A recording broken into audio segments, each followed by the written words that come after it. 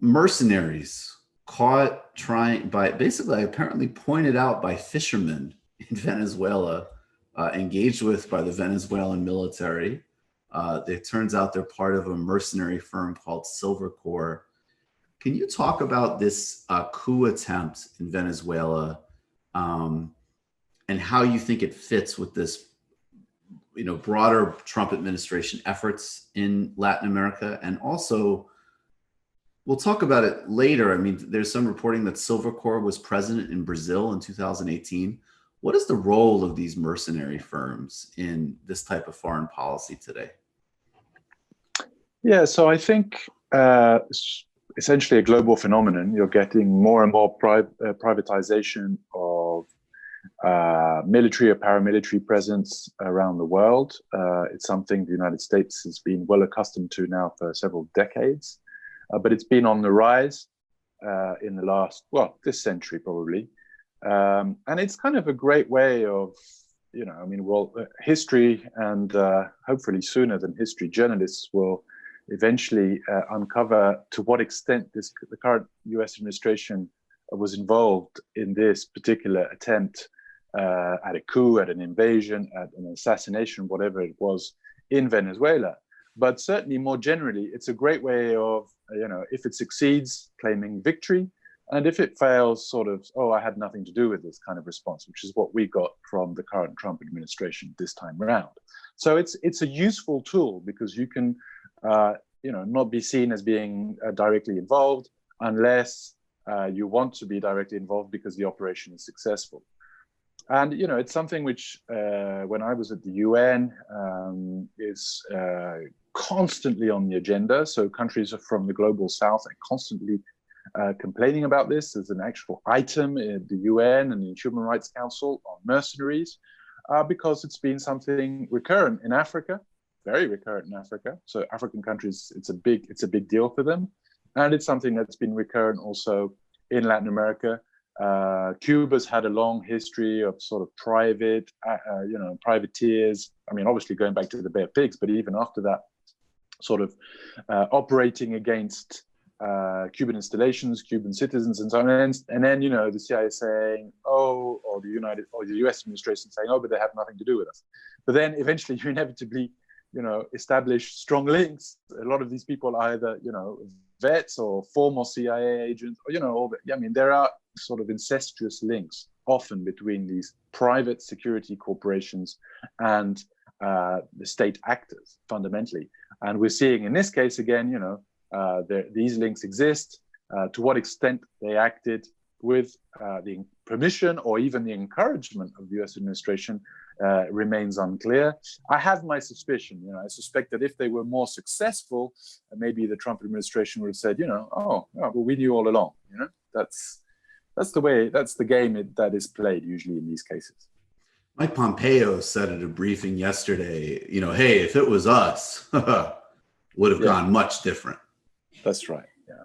So, right.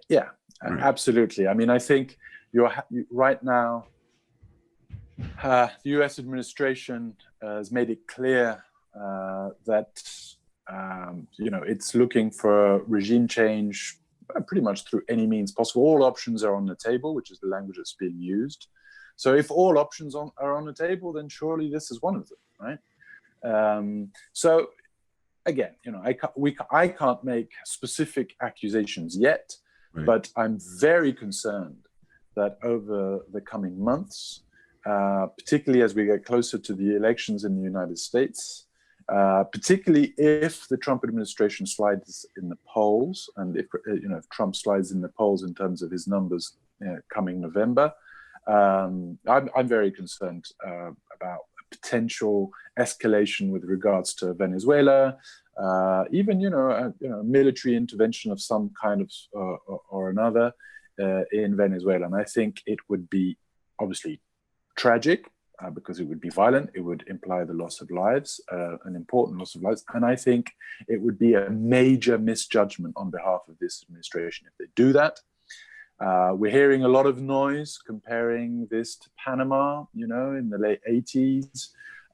It's not, Venezuela is not Panama, right? And Panama, when Bush Senior invaded in December 1989, had 2.5 million inhabitants, right? It has 4 million inhabitants now. It had 2.5 million inhabitants then. Venezuela's got 28 million inhabitants. That's larger than what Iraq had in 2003, right? So I think those numbers are important. And also, a lot of people hate Maduro in Venezuela, but a lot of people love Maduro in Venezuela. Right? It's a very polarized society. It's a very politicized society. It's a country that's been preparing for this kind of intervention now for years, both at the military level, but also at the militia level. This would be a huge quagmire for the United States, a big deal, a big problem, and it would be a tragedy for Venezuela, for Latin America, as well as a broken taboo, because there's never been a US direct military intervention in South America. There have been plenty of US military interventions in Central America and the Caribbean, but there's never been one in South America. And that's for a reason, right? There are larger countries with larger populations, further away from the immediate backyard, as it used to be known, as it's still unfortunately known in some quarters. So anyway, sorry for that long. No, that's really important. No, because it's a major source of concern. Yeah.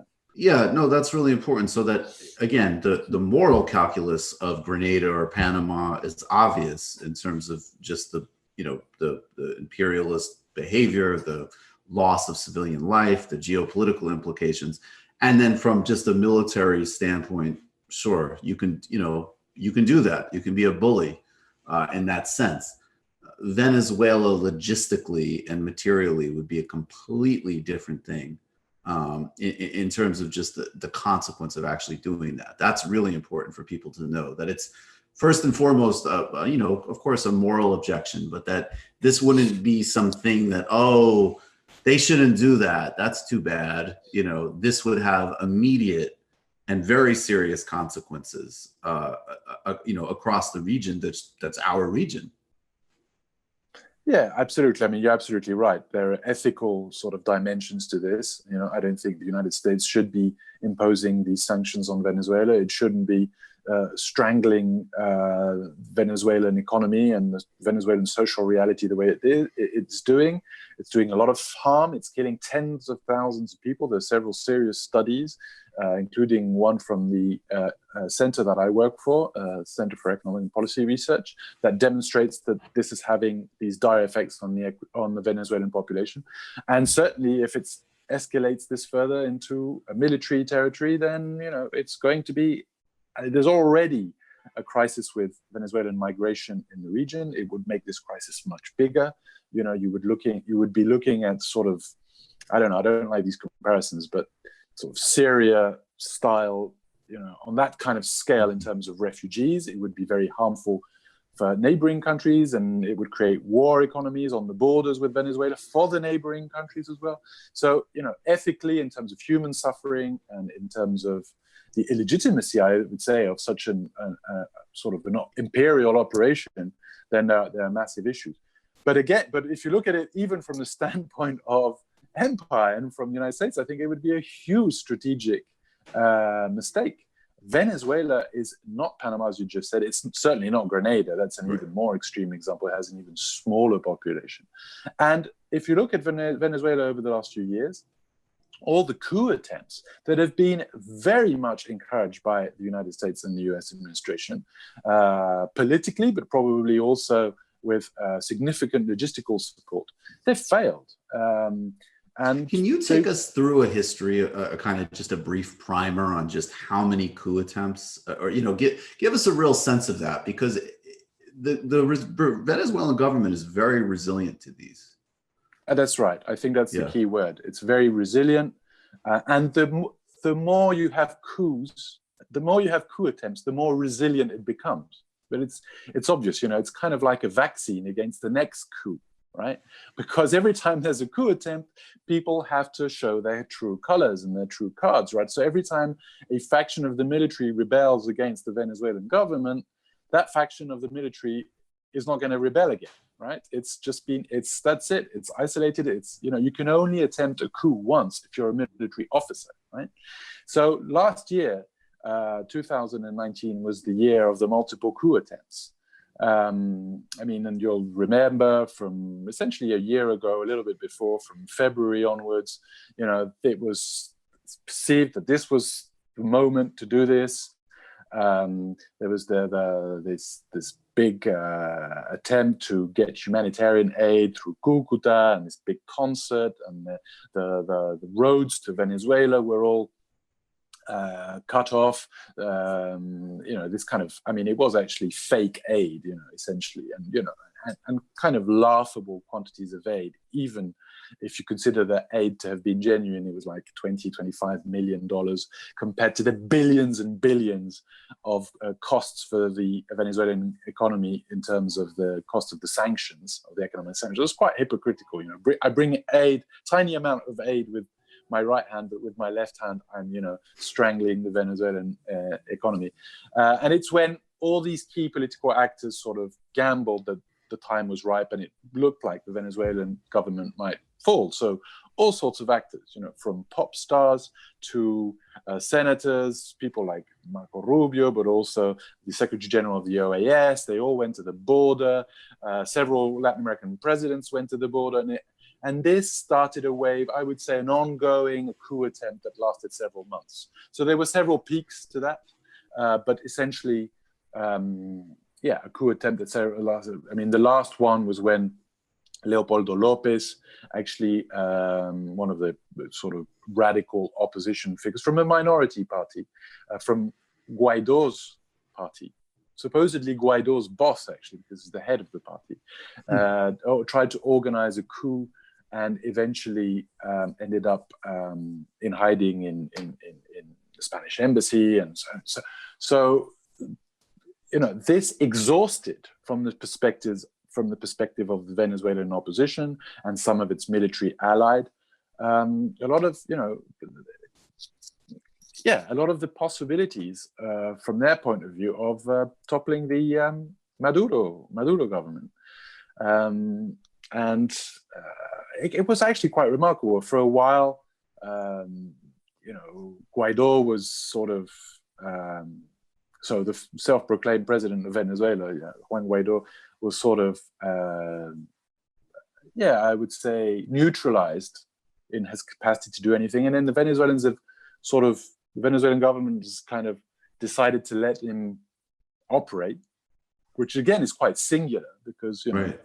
When you have if this is a dictatorship, then why are they letting this person calling himself a president and openly calling for the demise of the regime and calling for coups to happen, to operate within Venezuela. And travel internationally.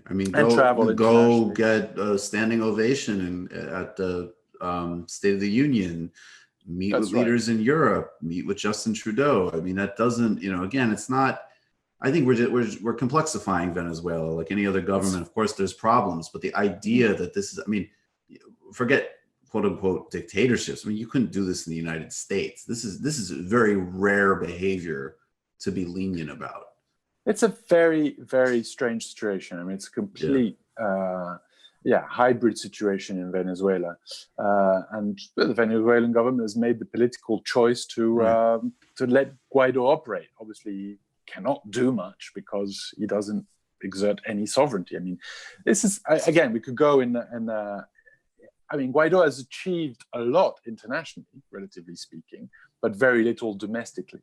So internationally, it's unbelievable. But at the Organization of American States, it's Guaido's representative who sits where Venezuela,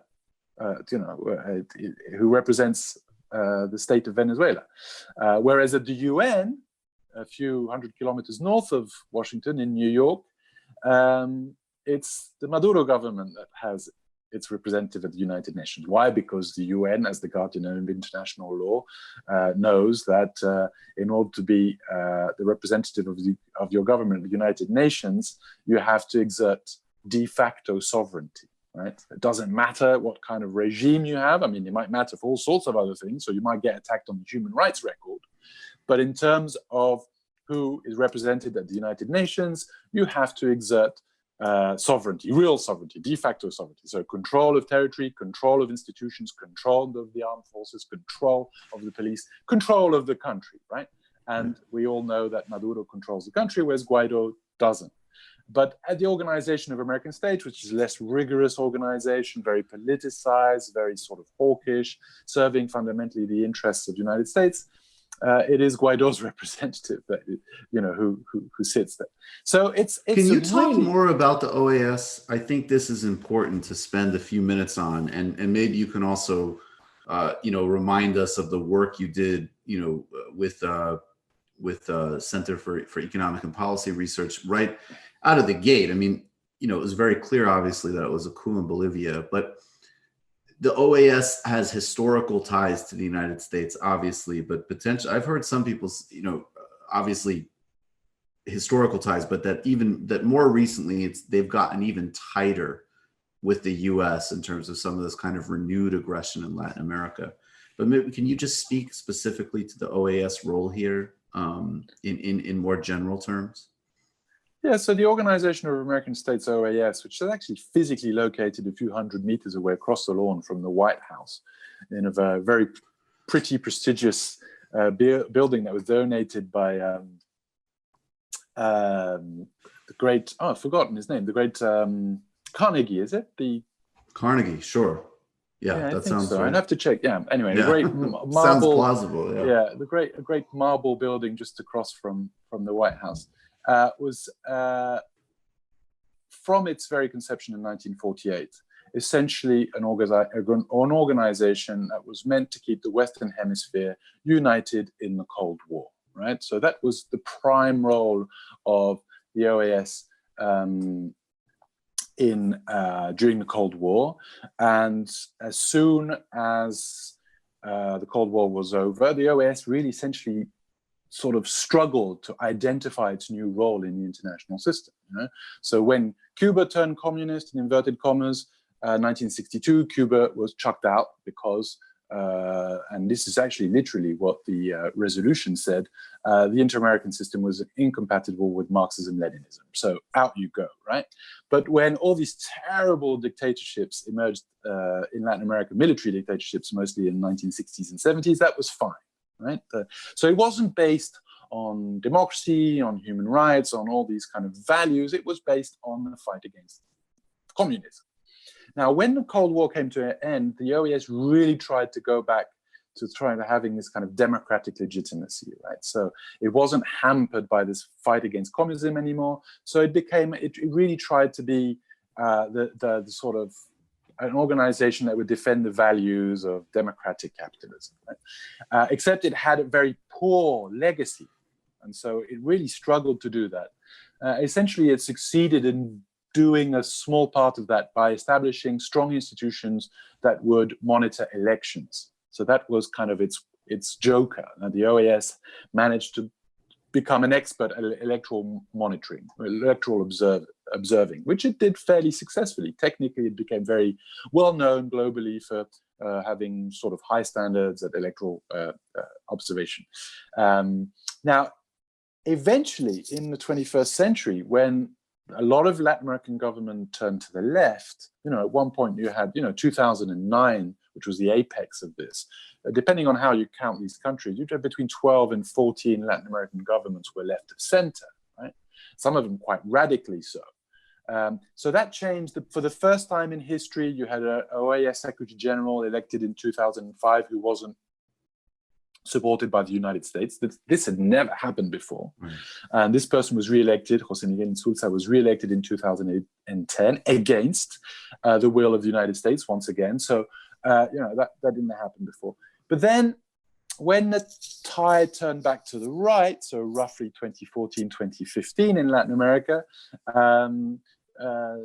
this new Secretary General of the OAS, Luis Almagro, who had been elected actually with the support of the left in Latin America, sort of adapted to the new circumstances and became extremely pro-US and extremely hawkish. So you've got a return right now to this OAS playing the role that it was playing in the 60s and 70s, essentially a Cold War OAS. So trying to isolate Venezuela, trying to isolate Nicaragua, starting to fight against Cuba, when the OAS had essentially dropped that battle, and in fact had invited Cuba back in 2009. Cuba said, no, we don't want back in the OAS. That was Cuba's decision. But in 2009, the OAS invited Cuba back to be a member of the organization. So, but you're seeing something which actually Secretary of State Pompeo celebrated in a February speech in the OAS, celebrating the return of the OAS to, I think I quote exactly, the good days of the 1950s and 1960s, or something very similar to that. Right. So, right. It's the OAS of the Cold War trying to isolate the left, trying to prevent the left from returning to power in certain countries, actually even prepared to, I would say, jeopardizing some of the institutions that it had constructed, such as the Department for Electoral Observation. So you've had the most, you'd already had an example with Haiti in 2010, 2011, where right. I think the OAS played a dirty role there. But, the recent observation of the Bolivian elections last October was really anti-technical, really political, and eventually resulted in Evo Morales being toppled and having to go into exile.